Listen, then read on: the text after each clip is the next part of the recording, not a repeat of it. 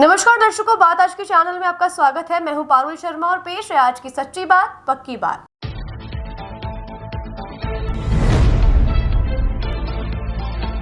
भगवान अग्रसेन की जयंती के उपलक्ष्य में 9 दिवसीय कार्यक्रम शुरू। शहर के मुख्य मार्गों से निकाली गई वाहन रैली।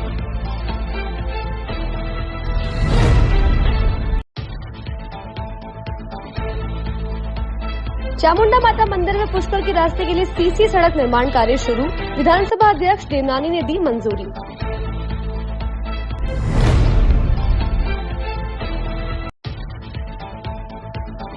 राजस्थान समान पात्रता परीक्षा आज से हुई शुरू। 2 पारियों में हुई परीक्षाएं।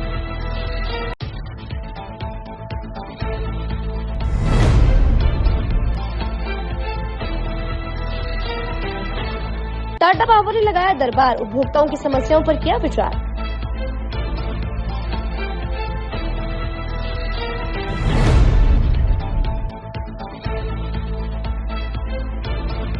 रूपनगढ़ में हुई फायरिंग को लेकर 10 आरोपी गिरफ्तार। इस्तेमाल में आए वाहन भी किए गए जब्त।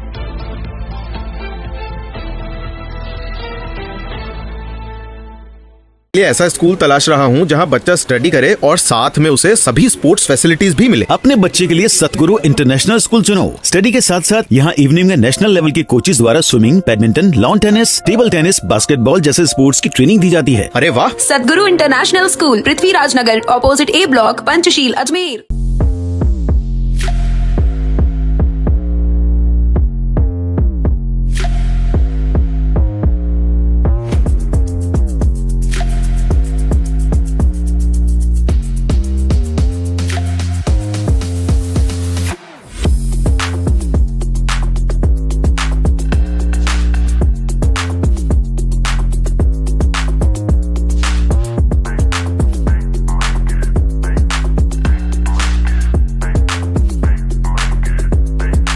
ये है मिस्टर जीले और ये है मिस्टर डीले। हेलमेट पहन। वहाँ डीले बोले, अरे यार, यहाँ जीले हर मोड़ पर है तैयार। Take me to the nearest petrol pump. ये बन गए कूल भुलैया। जीले जाने गली गलियां। मॉरल ऑफ द स्टोरी ये है कि जब लाइफ में रहना हो आगे तो कनेक्टेड रहना है जरूरी। TVS Jupiter with smart connect, voice assist, turn by turn navigation और कॉल एंड एसएमएस अलर्ट्स के साथ कनेक्टेड रहिएगा तो फायदे में रहिएगा। टीवीएस जुपिटर, ज्यादा का फायदा।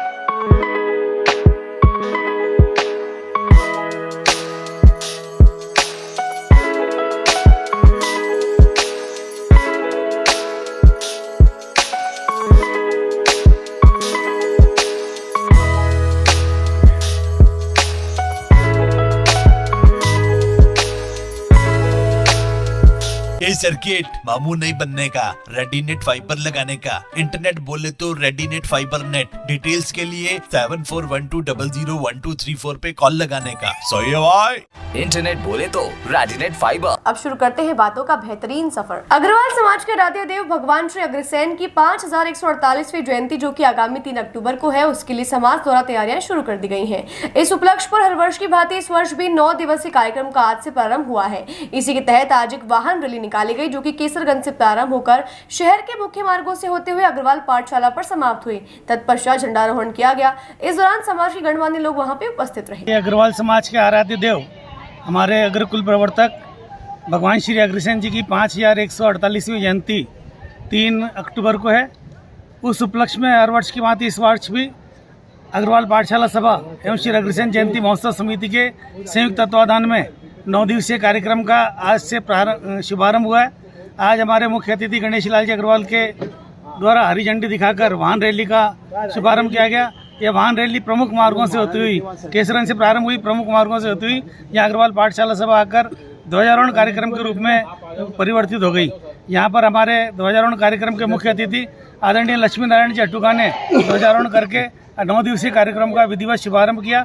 9 दिन में अलग अलग कार्यक्रमों का, जिसमें महिलाओं के कार्यक्रम भी है, बच्चों के कार्यक्रम भी है, कई तरह के विभिन्न कार्यक्रम आयोजित किए गए।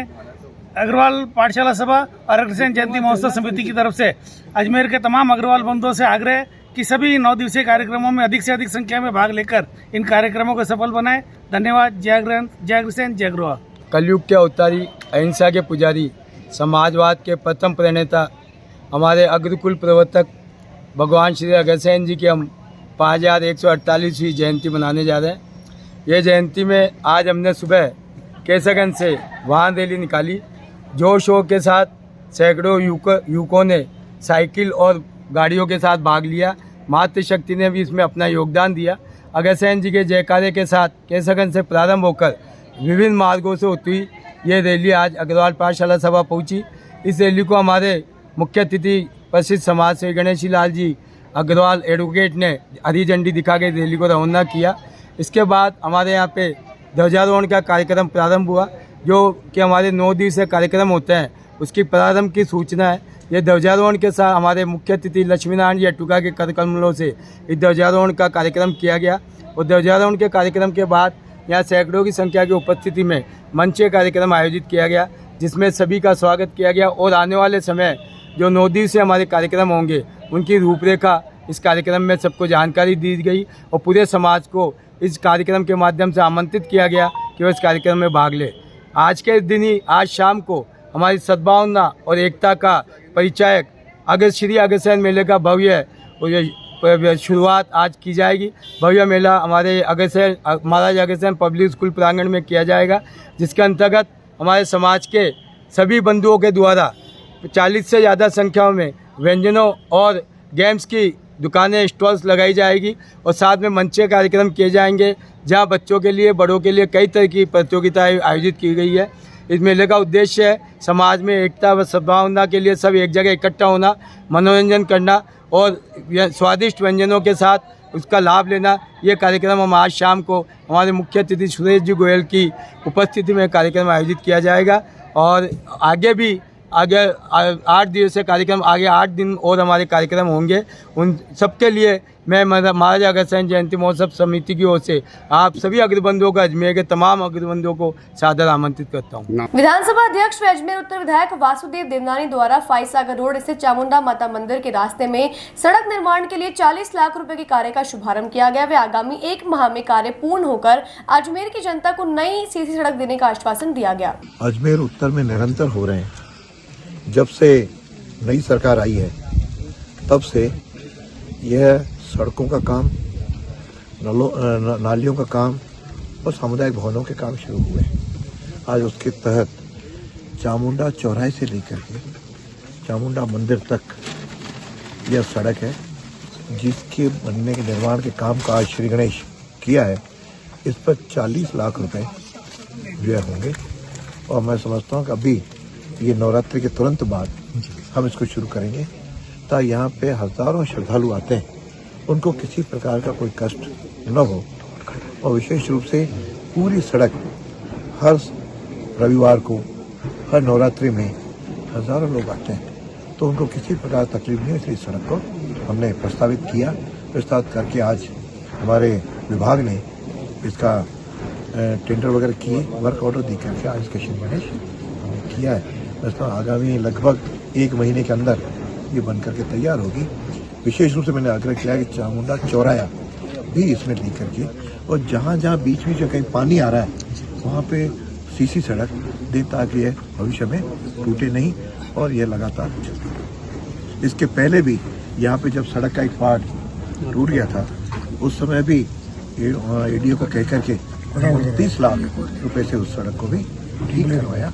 और मैं समझता हूँ आज माता जी के प्रति सबकी श्रद्धा है और सब श्रद्धा निमित्त इस स्थल बनाने में हम सब यहाँ पे सारे जनप्रतिनिधि मिलकर के इसका शिलान्यास किया है। मैं समझता हूँ इसका लाभ पूरे अजमेर को मिलेगा। इसी के साथ आज पुष्कर जाने वाले रास्ते की घाटी की सड़क कुछ समय से क्षतिग्रस्त है। इसको लेकर भी 65 लाख रुपए की राशि से वहां सीसी सड़क की सौगात आमजन को दी गई। इससे पहले हजारों लोग पुष्कर जाते हैं तो नौसर से चढ़ करके आगे जाते हैं। सड़क काफी समय से क्षतिग्रस्त है।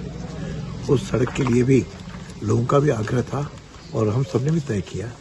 इसलिए आज 65 लाख की लागत से वहाँ पे सीसी सड़क बना रहे हैं। हर बरसात में वहाँ पे खड्डे हो जाते हैं तो पुष्कर जाने वाले वाहन, क्योंकि कई यात्री पैदल भी जाते हैं, कोई स्कूटर से जाते हैं, कोई अलग साधनों से जाते हैं, तो उनकी बड़ी पीड़ा थी और उसको निपटा करके हमने आज वहाँ 65 लाख की लागत से शुरू किया है। वैसे सड़कों के निर्माण का काम अजमेर में निरंतर चलता रहेगा। विकास की गति पकड़ेगी नहीं, क्यों अजमेर में पिछले दिनों लगभग 1500 करोड़ के विकास के कामों की बजट अनाउंसमेंट हुआ है। मतलब धीरे धीरे ये अगले कुछ समय में ये अपनी गति पकड़ेंगे और अजमेर की जनता को लाभ मिलेगा ताकि लगे अजमेर अब विकास की राह पर चल पड़ा है। राजस्थान कर्मचारी चयन बोर्ड की ओर से समान पात्रता परीक्षा 2024 यूजी स्तर पर आज आयोजित की जा रही है। अजमेर में परीक्षा के लिए 64 सेंटर बनाए गए हैं, जिनमें 2 शिफ्ट में परीक्षा होगी। परीक्षा के लिए 19,585 परीक्षार्थी हैं। बोर्ड की ओर से जारी गाइडलाइन के मुताबिक अभ्यर्थियों को परीक्षा शुरू होने से 1 घंटे पहले तक ही प्रवेश दिया गया है। पहली शिफ्ट में परीक्षा सुबह 9 बजे शुरू हुई है, यानी प्रवेश सुबह 8 बजे तक ही दिया गया है। दूसरी शिफ्ट की परीक्षा दोपहर 3 बजे से होगी और अभ्यर्थियों को प्रवेश दोपहर 2 बजे तक ही दिया जाएगा। टाटा पावर ने आज एक जन सुनवाई का आयोजन किया, जिसमें उपभोक्ताओं की समस्याओं और शिकायतों का समाधान किया गया। इस आयोजन में टाटा पावर के अधिकारियों ने उपभोक्ताओं से सीधे संवाद किया और उनकी समस्याओं का समाधान किया। इस दौरान उपभोक्ताओं ने अपनी समस्याएं और शिकायतें साझा की, जिनमें बिजली कटौती, बिलिंग समस्याएं और अन्य संबंधित मुद्दे शामिल थे। सुनवाई हो रही है असल में अभी, क्योंकि हम लोग एक गर्मी के मौसम से और उसके बाद जो बरसात का मौसम आया है उसमें काफ़ी नेटवर्क हम लोग का प्रभावित रहा है और नेटवर्क को सुधारने के लिए हम लोग ने एक तरफ तो कैपेक्स स्कीम्स अपनी इम्प्लीमेंट करना शुरू कर दिया, एग्जीक्यूट करना शुरू किया है, और दूसरी तरफ हम ये भी जानना चाह रहे हैं कि हम लोग का तो अपना एस्टीमेट है जिसके आधार पे हमने स्कीम्स बनाई हैं कि किस क्षेत्र में किस इक्विपमेंट पे क्या कार्रवाई की जानी है। वहीं हमें लगा कि ये उचित होगा कि हम लोग जन सुनवाई भी साथ के साथ शुरू करें, ताकि लोग जो यहाँ पर अपनी शिकायतें लेकर के आएँ उससे हम लोग की समझ में और अधिक स्पष्टता आए कि किस प्रकार की परेशानियाँ हैं जिससे कि हमारा उपभोक्ता जूझ रहा है। और हम जब मेंटेनेंस एक्टिविटीज़ अभी शुरू करेंगे तो उसमें हम अपने उपभोक्ताओं के उन कष्टों को निश्चित रूप से उनका निवारण करना चाहिए। सर, अधिकतर किस प्रकार की समस्याएं आ रही हैं? अधिकतर समस्याएं सप्लाई रिलेटेड ही होती हैं, लेकिन इस प्रकार की जो जन सुनवाई होती है उसमें लोग अपनी कमर्शियल शिकायतें भी लेकर के आते हैं। कोई बिलिंग के संबंध में आ रही है कुछ? हाँ, बिलिंग क्योंकि अभी काफ़ी स्टेबलाइज्ड है, लेकिन हाल में क्योंकि अभी टैरिफ रिवाइज हुआ था तो संभव है कि कुछ कंज्यूमर्स को नए टैरिफ को समझने में और उसके प्रभाव को समझने में कुछ अगर दिक्कत होगी तो वो हो सकता है कि वो अपने स्पष्टीकरण लेने के लिए अवश्य आएंगे। ठीक है, थैंक यू। बातों को देते हैं एक छोटा सा विराम, जल्दी मिलते हैं एक नए सफर पर। ये ऐसा स्कूल तलाश रहा हूँ जहाँ बच्चा स्टडी करे और साथ में उसे सभी स्पोर्ट्स फैसिलिटीज भी मिले। अपने बच्चे के लिए सतगुरु इंटरनेशनल स्कूल चुनो। स्टडी के साथ साथ यहाँ इवनिंग में नेशनल लेवल के कोचेज द्वारा swimming, badminton, lawn tennis, table tennis, basketball जैसे स्पोर्ट्स की ट्रेनिंग दी जाती है। अरे वाह! सतगुरु इंटरनेशनल स्कूल, पृथ्वीराज नगर, ऑपोजिट ए ब्लॉक, पंचशील, अजमेर।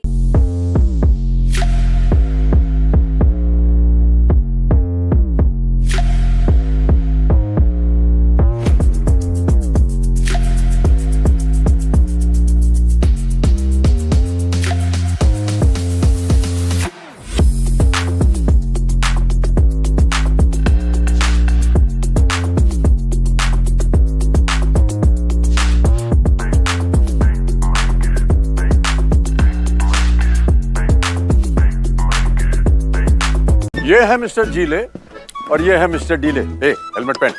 वहाँ डीले बोले, अरे यार, यहाँ जीले हर मोड़ पर है तैयार। Take me to the nearest petrol pump. ये बन गए कूल भुलैया। जीले जाने गली गलियां। मॉरल ऑफ द स्टोरी ये है कि जब लाइफ में रहना हो आगे तो कनेक्टेड रहना है जरूरी। TVS Jupiter with smart connect, voice assist, turn by turn navigation और कॉल एंड एसएमएस अलर्ट्स के साथ कनेक्टेड रहिएगा तो फायदे में रहिएगा। टीवीएस जुपिटर, ज्यादा का फायदा।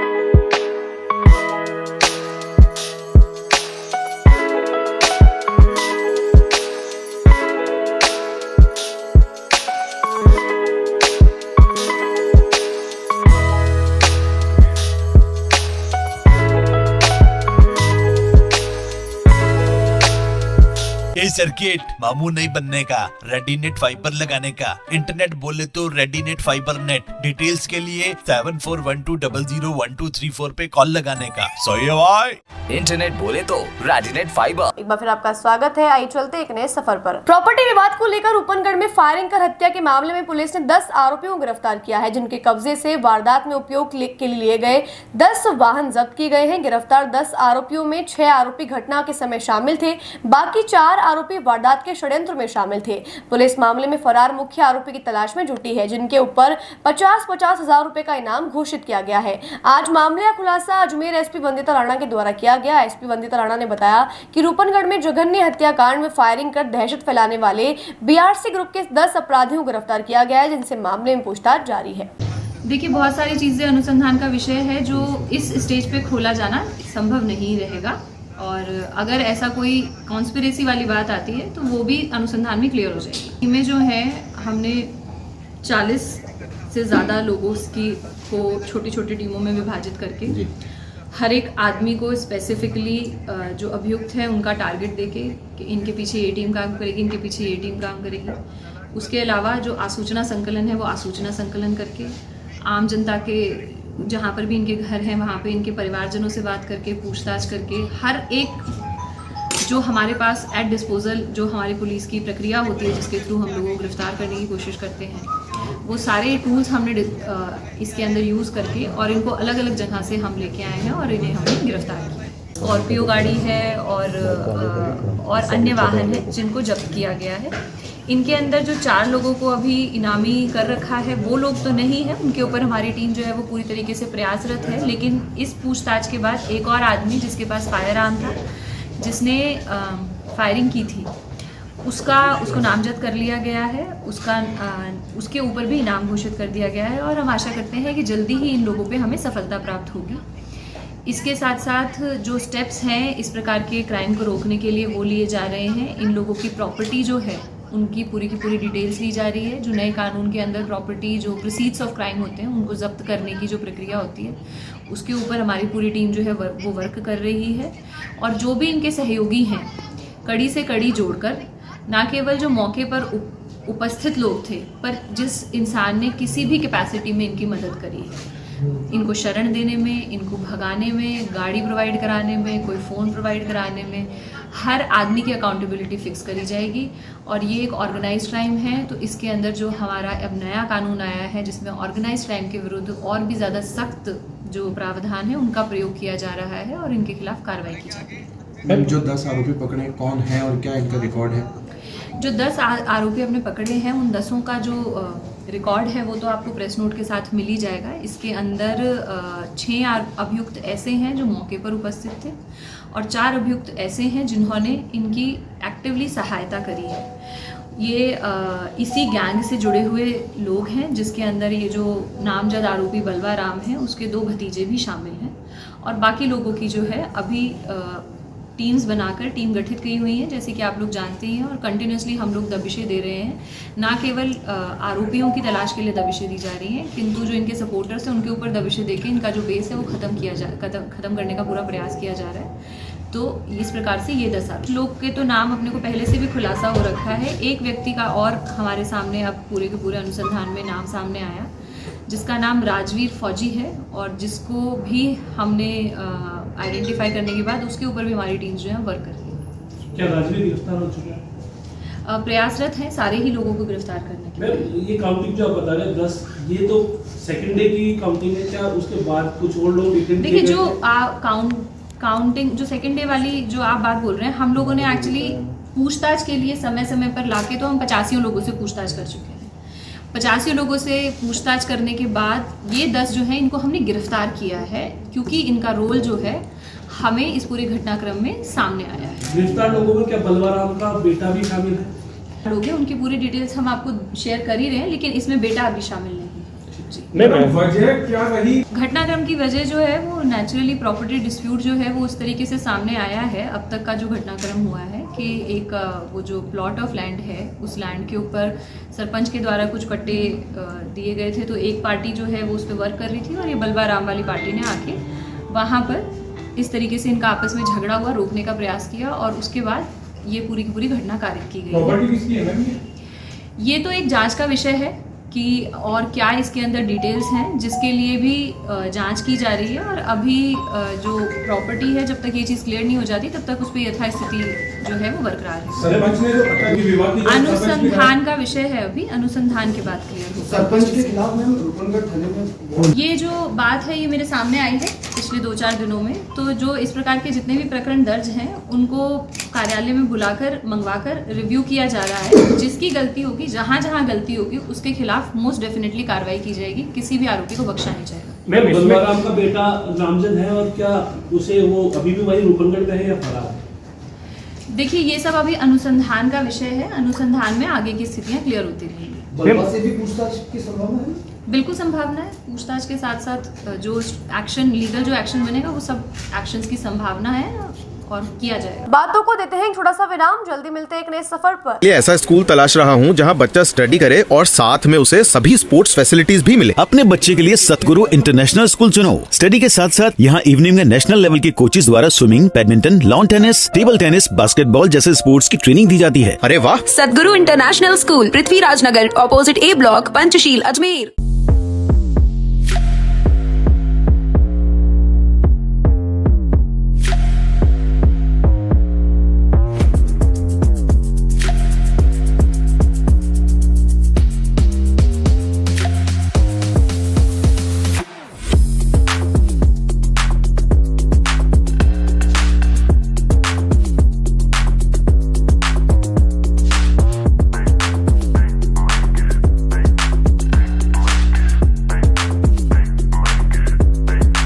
ये है मिस्टर जीले और ये है मिस्टर डीले। हेलमेट पहन। वहाँ डीले बोले, अरे यार यहाँ जीले हर मोड़ पर है तैयार। Take me to the nearest petrol pump. ये बन गए कूल भुलैया।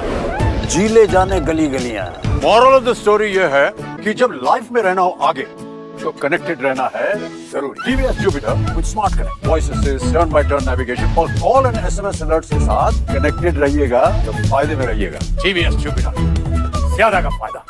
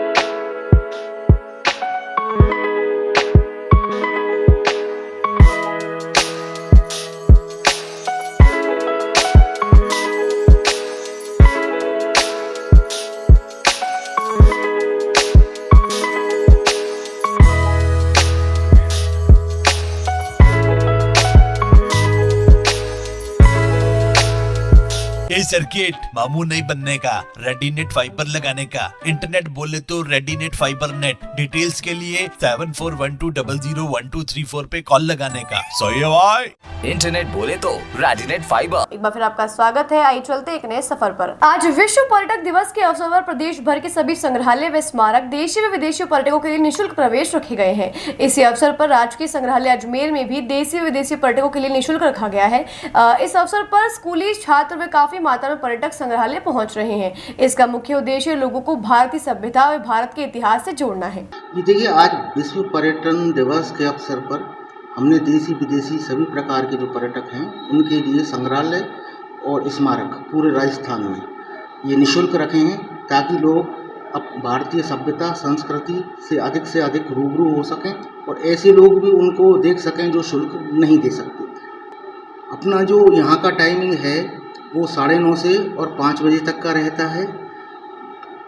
और सामान्य रूप से जो यहाँ का पर्यटक टिकट है वो 20 रुपये भारतीय पर्यटकों के लिए और 100 रुपये और 50 रुपये विदेशी विद्यार्थियों के लिए रहता है। किंतु आज पर्यटक दिवस के अवसर पर हमने ये सारा निःशुल्क रखा है। हाँ, सारे ही लोग जो हैं, स्कूल के बच्चे भी, इसके अतिरिक्त वयस्क भी, बाहरी भी, विदेशी भी, जो भी हैं वो सारे के सारे अभी निःशुल्क हैं आज के दिवस में। गाइड भी करेंगे बच्चों को, जो पर्यटकों जो यहाँ पे लगे हुए हैं। जो देखिए, हमारी दीर्घाओं में जो दीर्घा प्रचारक हैं वो इस संबंध में पूछे जाने पर सारी जानकारी देते हैं। बाकी दीर्घाओं में दीर्घा से संबंधित जो गैलरियों में डिस्प्ले है सारा, उससे संबंधित विवरण लिखा भी हुआ है। जी भैया, क्या है और कहाँ से आए और क्या दिखाया आपने बच्चों को? हम मोड़ाबाई सनराइज स्कूल से आए हैं। करीब 45 बच्चों को जो है यहाँ पे अजमेर के किले के अंदर ले गए आए हैं।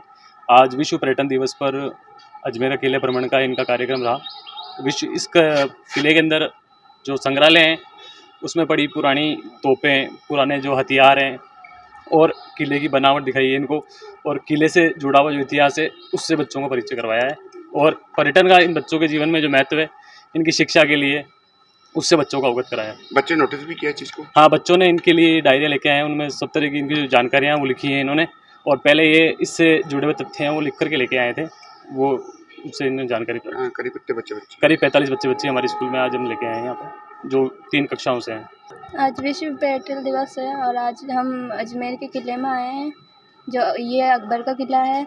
और आज हम यहाँ संग्रहालय में सिक्के और पुरानी चीज़ें देखेंगे। क्या ज्ञान लिया आप लोगों ने इस चीज़ का? हमने देखा कि इतिहास की से जुड़ी हुई बातें जानी, पर्यटन के महत्व से जानी। क्या नोटिस भी किया आपने? जी हाँ, जो हमने डायरी में लिखा वो आज हमने ये सारी चीज़ें यहाँ पे देखी।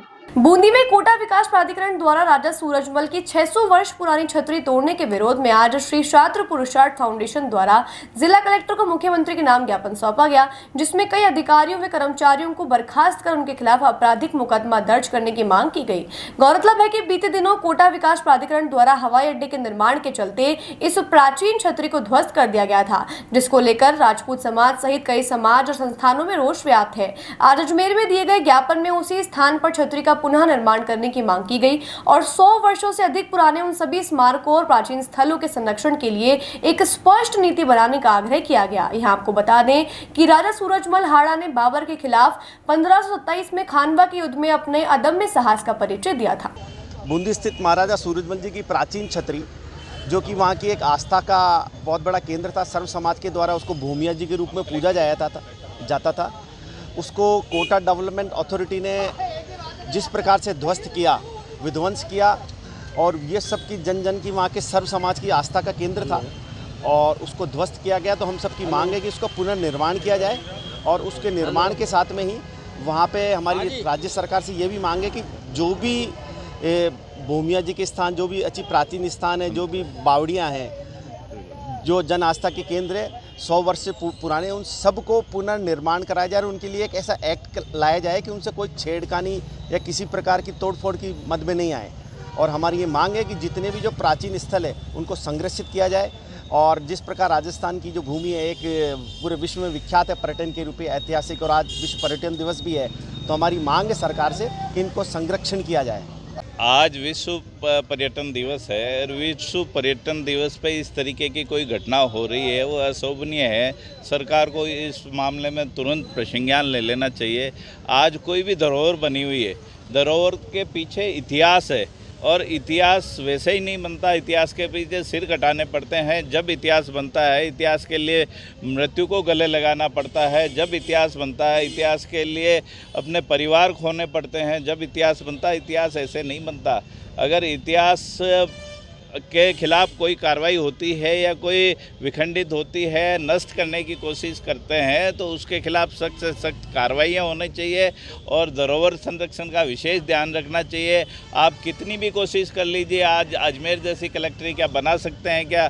अजमेर जैसा DRM ऑफिस क्या बना सकते हैं क्या? असंभव है, असंभव सा है। आप नए पुल देख लिए, नई बिल्डिंगों का निर्माण देख लिए, हर 10 साल में उनको रिपेयरिंग मांग लेती है। 100 साल पुरानी ऐतिहासिक बिल्डिंग हो गई तो भी चल रही है। तो ऐतिहासिक जितनी भी चीज़ है, चाहे गढ़ किले और ऐतिहासिक धर्मशालाएं, धरोहर जैसे भी हो, तो उनको सरकार को चाहिए कि उनका संरक्षण करे और संरक्षण के साथ साथ उस पर विशेष ध्यान रखे, विशेष कमेटियां गठित हो, विशेष रूप से उसका विभाग ही अलग वैसे तो है पर वो ध्यान नहीं दे पाता क्योंकि उनके पास इतना बजट नहीं जा पाता। तो इसलिए ऐतिहासिक जो बिल्डिंग्स है वो संरक्षित नहीं हो रही है। तो सरकार की ओर विशेष ध्यान आकर्षित करना चाहता हूँ। आज के लिए बस इतना ही। कल फिर होगी आपसे मुलाकात, तब तक के लिए दीजिए इजाजत। नमस्कार।